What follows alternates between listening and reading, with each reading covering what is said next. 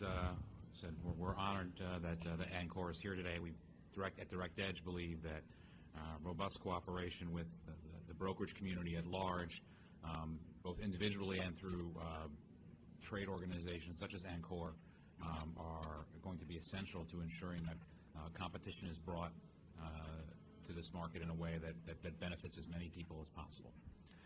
I would start with acknowledging that the notion of incremental costs versus benefits is one that is important, but I also do want to put it into context, right?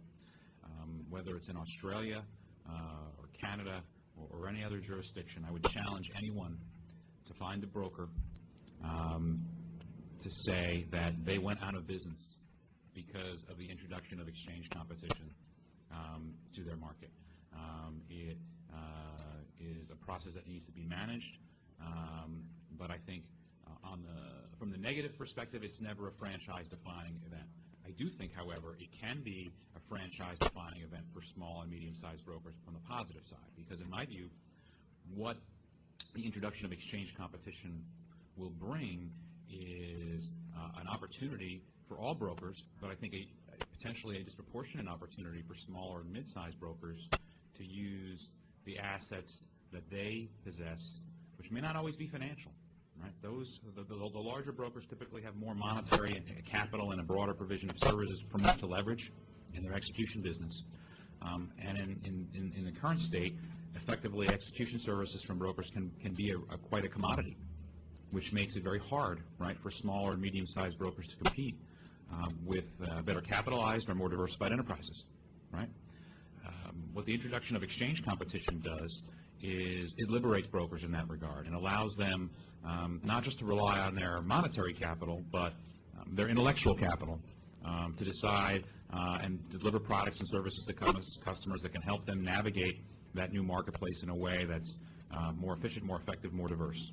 And so it presents, I think, a great opportunity for those brokers to evolve and to reinvent themselves, subject to their ambition and ability to do so. Right? That being said, in terms of managing the costs, I would say two things. One, facilitate the ability of exchanges to help. Right? Smart order routing would be a good example of that, where brokers could altogether, and this is something that was very successful in Direct Edge's early existence, where the routing functionality we offered reduced the need for broker connectivity of exchanges to all of the competing market centers. That could be offered commercially. That could be mandated by the regulator pursuant to best execution guidance given to exchanges, which doesn't really exist in Australia, which is why I think that's important. Exchange-to-exchange routing functionality at this point doesn't really exist in Australia. So that's an example.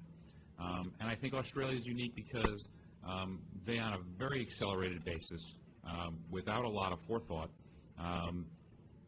advanced a regulatory cost-sharing agenda that I believe should have been the subject of more debate, and this informs our whole comments of to start this to say we're going to facilitate this process market-wide, and it's not a decision about whether competition can or can't come, whether we should or shouldn't have a monopoly, right? That's the laws already permit that, but it's to say we recognize that competition presents potentially these issues that we should try to get right. We should try to get right and try to get out in advance of getting them right. So to make clear statements to the market that we plan to do this, whether competition comes in 12 months or 18 months or another timetable, that we're going to address these issues now, and market participants, whether individually or through their trade associations, participate in those processes early and robustly to make sure that there are equitable arrangements that serve the needs of a diversity of business models and sizes of brokers and other market participants, large and small, so all of their needs can be met. I think those are challenges and ones worthy of consideration early, but I think they are eminently achievable with early dialogue and a consultative process. Thank you. I agree with the comments that Bill had pretty much in their entirety, and want to add on a few more things. One of the words that was put out there today was the notion of choice. Today there is no choice. the BM&FBOVESPA is the sole provider for trading, for clearing, for settlement, for depository, for data center, for data, for everything. And the opportunity for competition to come in and look at the business model of the BM&FBOVESPA and say, yes, they're subsidizing maybe some of their processes, but they're sure making a whole lot of money at the end of the day. And maybe that subsidization is because other areas are a lot more expensive because the audience is captive. And when you have a captive audience, you price monitor for as much as you can charge, not really based on what the rest of the world is. So competition allows for choice. Like we've mentioned, we believe that the best option is to provide choice at multiple layers of the trading chain. At the trading, at the clearing, at the settlement, at the depository. This brings up another issue of data center services. New entrants can come in, provide a new data center, charge less, and as Bill mentioned, you may decide to use that data center, use a smart order router, whether it's from one entrant or another, have lower costs, and be able to access all the other markets. Your cost just went down. If you're a business and you have a lot of assets that are sitting at a depository today that are charging you a lot of money, now you have choice. Maybe the new depository that comes in charges you nothing for the assets that are actually sitting there. That's a pretty big gain on costs. So I think the point is choice.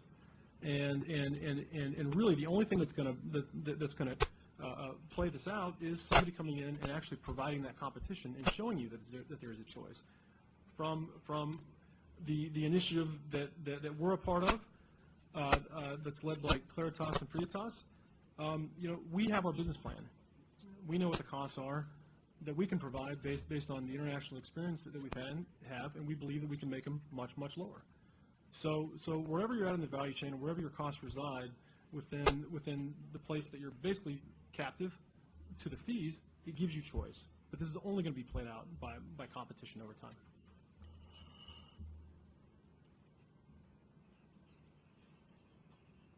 Bom dia. Em primeiro lugar, eu gostaria de parabenizar a CVM pela iniciativa, não só do estudo, como dessa reunião, e agradecer o convite e a presença da Abrasca. Eu atuo na Abrasca, que é a Associação Brasileira das Companhias Abertas. É uma associação a que as companhias emissoras podem participar, elas podem participar voluntariamente. Nós temos 200 associados, com aproximadamente 85% do valor de mercado das companhias listadas no Brasil. E, obviamente, o meu ângulo é o ângulo de interesse do emissor. Então, o que eu gostaria de perguntar aos senhores é como os senhores veem a interveniência desses centros de liquidez no processo de listagem, já que hoje o centro de liquidez, a Bovespa, tem uma decisiva participação no processo de listagem no Brasil. Então, como os senhores veem a participação dos novos centros de liquidez no processo de listagem principalmente das novas companhias abertas e da transposição da negociação das já existentes? Né?